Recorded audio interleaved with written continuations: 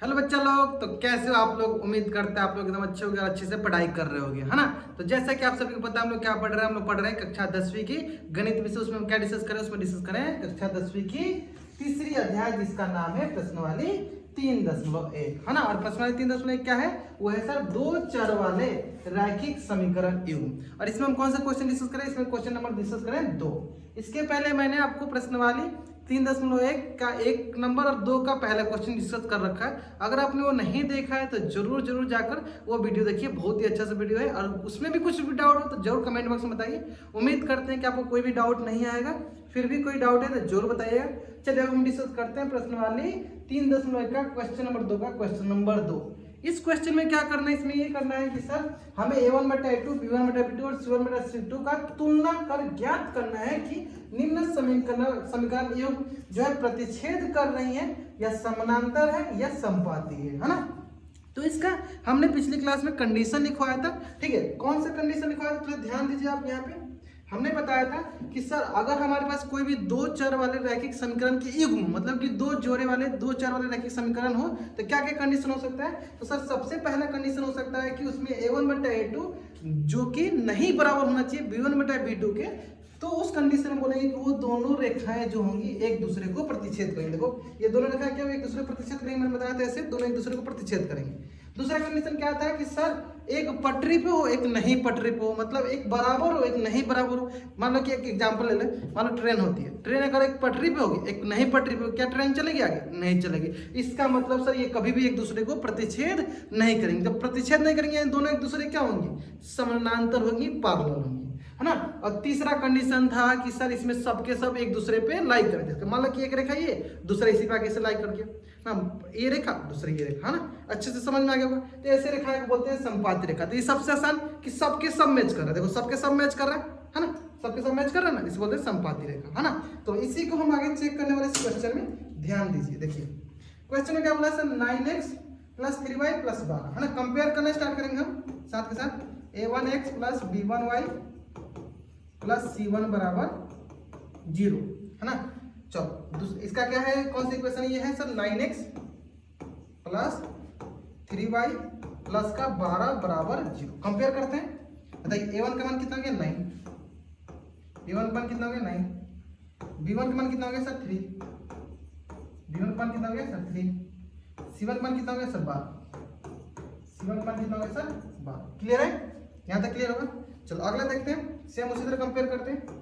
अगला है सर मान लो a2x b2y + c2 = 0, है ना।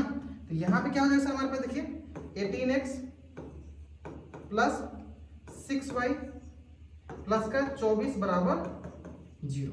कंपेयर कर लेते हैं, देखो क्या हो जाएगा सर a2 बराबर क्या हो गया सर 18, a2 का मान क्या हो गया सर 18, है ना। b2 का मान देखो क्या हो गया सर 6, b2 का मान क्या हो गया सर 6 एंड c2 का मान क्या हो गया सर 24, c2 का मान क्या हो गया सर 24, है ना। यानी सर हमें a1 मिल गया, a2 मिल गया, b1 मिल गया, b2 मिल गया, c1 मिल गया, c2 मिल गया। चेक करते हैं। सबसे पहले हमेशा कोशिश करो a1/a2 b1/b2 चेक करो, जब ये बराबर होंगी मतलब एक पटरी पे आ गया तो दूसरा अगर पटरी पे होगा तो बोलेंगे वो संपाती हो गया, दूसरा अगर पटरी पे नहीं होगा बोलेंगे पैरेलल नहीं है, मतलब पैरेलल है मतलब समानांतर है, एक दूसरे को प्रतिच्छेद नहीं करता मतलब समानांतर है। अब सर पहले ही पता चलेगा, सर पहले ही ट्रेन जो है पटरी पे ना हो तो डायरेक्ट क्या बोलेंगे सर प्रतिच्छेदी का मतलब दोनों एक दूसरे को कट कर रहे हैं, है ना। तो सबसे पहले यही चेक किया करो a1/a2 b1/b2, है ना। चलो उम्मीद करता है आपको ट्रेन वाला एग्जांपल समझ में आ गया होगा, है ना।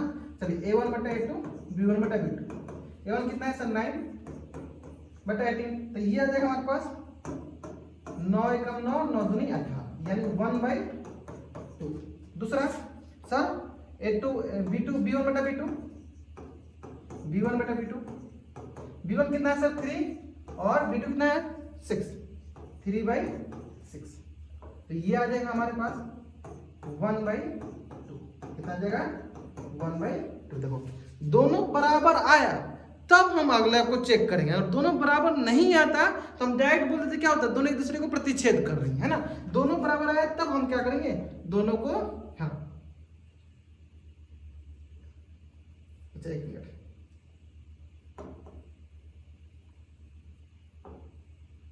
ठीक है क्या है 1/2। अब चेक करते हैं किसको, C1 बटा C2 को। किसको चेक करते हैं, C1 बटा C2। चलो यहाँ चेक कर लेते हैं, C1 बटा C2। C1 कितना है, C1 है 12, C2 कितना है 24। चलो कैंसिल आउट करते हैं, कटेगा। देखो ये भी आ गया सर 1/2, क्या आ गया सर 1/2। इस प्रकार देखिए A1 बटे A2 भी 1/2, B1 बटा B2 भी 1/2, C1 बटा C2 भी 1/2, है ना। यानी सर हमने देखा A1 बटा A2 भी 1/2, B1 बटा B2 भी 1/2, C1 बटा C2 भी 1/2, मतलब सबका मान कितने के बराबर आ रहा है सर, 1/2 के बराबर। अब बताइए सर दोनों जो है लाइन पटरी पे है, दोनों रेखाएं पटरी पे है, इसका मतलब दोनों एक दूसरे के ऊपर ही लाई कर रही हैं, दोनों एक दूसरे के ऊपर ही लाई कर रही हैं। किस प्रकार की रेखाएं हैं ये सर, ये हमारी संपाती रेखाएं हैं, ये हमारी संपाती रेखाएं। उम्मीद करते समझ में आ गया होगा। यानी दोनों देखो, दोनों के दोनों ऐसे एक दूसरे पे ऐसे लाई कर रहे हैं, है ना, संपाती रेखाएं। यानी ये जो हमारा दिया गया है, ये जो हमारा समीकरण दिया गया है, दो चर वाला रैखिक समीकरण, ये किस प्रकार की है रेखाएं, ये सर संपाती रेखाएं हैं, है ना। उम्मीद करते तो अच्छे से क्लियर समझ में आ गया होगा, ठीक है। तो अब इसी तरह देखो, पिछला क्वेश्चन देखा था प्रतिच्छेदिता, ये हो गया संपाती। अब अगला क्वेश्चन देख लेते हैं। चलो अगला क्वेश्चन क्या बोले, इस क्वेश्चन को भी कंपेयर कर लेते हैं, देखते हैं कि ये किस प्रकार का रहा, प्रतिच्छेदी आ रहा है, संपाती आ रही है, समांतर है। हाँ चलो कंपेयर करना स्टार्ट करो। पहले क्या देखेंगे, A1x plus B1y plus C1 बराबर 0। दूसरा इधर लिख लेते हैं, A2x plus B2y plus C2 बराबर 0, है ना। चलो अब लिख लेते हैं अगला क्या है, अगला है हमारे पास, इसको कंपेयर करो सर, 6x माइनस का 3y प्लस का 10 बराबर 0, है ना। चलो इसको देख लेते हैं, 2x माइनस का y और प्लस का 9 बराबर 0। कंपेयर करना स्टार्ट करते हैं ना। चलो देखो बताओ, A1 का मान 6, तो लिख देते। चलो यहाँ पे A1 बराबर कितना आ गया सर 6, A2 का मान यहां से ले लो, A2 का मान क्या आ गया सर 2। आगे देखते हैं, B1 का मान चेक कर लो, क्या है सर माइनस का 3। B2 का मान यहाँ पे कुछ नहीं तो क्या है सर 1, यानी B2 का मान क्या आ गया सर माइनस का 1। B2 का मान कितना आ गया सर माइनस का 1। चलो C1 का मान कितना आ गया सर 10 प्लस का 10, C1 का मान हो गया प्लस का 10। C2 का मान क्या हो गया सर 9, C2 का मान क्या आ गया सर 9 प्लस का 9। यानी यहाँ पे थोड़ा बहुत आपको दिखने लगा होगा, क्या दिखने लगा, चलो चेक करते हैं। A1 बटा A2 B1 बटा B2 is equal to C1 बटा C2, देखते हैं क्या होता है ना।